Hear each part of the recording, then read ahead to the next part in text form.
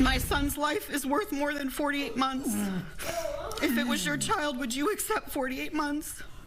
We cannot continue as a society to stick our heads in the sand and allow more innocent people to die.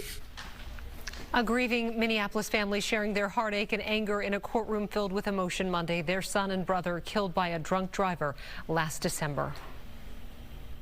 And according to authorities, the motorist who struck Josiah Oakley was nearly 3 times the legal limit to drive and was going nearly 90 miles per hour on city streets at the time of impact. Today, he received a 4-year sentence in a plea agreement with prosecutors.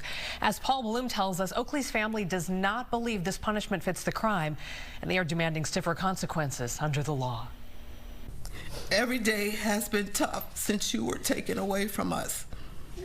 Not one day goes by, sweetie, I don't think about what happened to you. During her victim impact statement, Sarah Pryor spoke directly to her late grandson, Josiah Oakley. She described a gentle giant who loved the game of chess. In addition, Josiah had played football and baseball at Minneapolis-St High School. He was a cherished member of a large blended family and was climbing the ladder in the early stages of a career at UPS when his life was stolen at the age of 22. If you ask me, I'm serving a life sentence without you.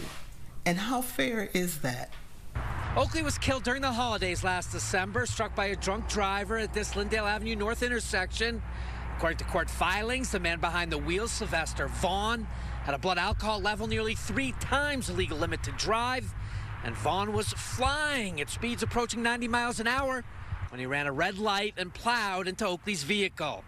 I take full responsibility for my actions.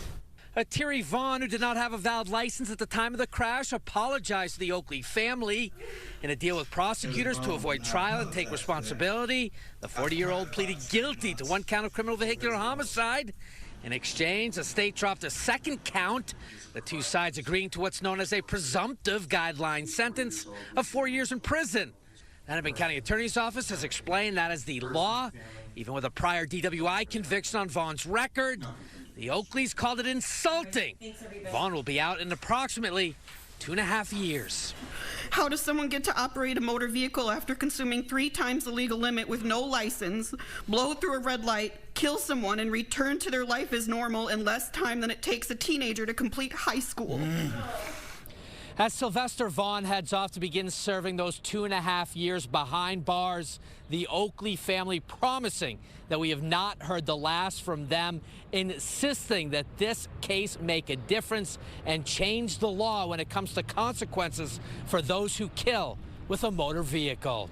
Reporting outside the government center, Paul Bloom, Fox 9.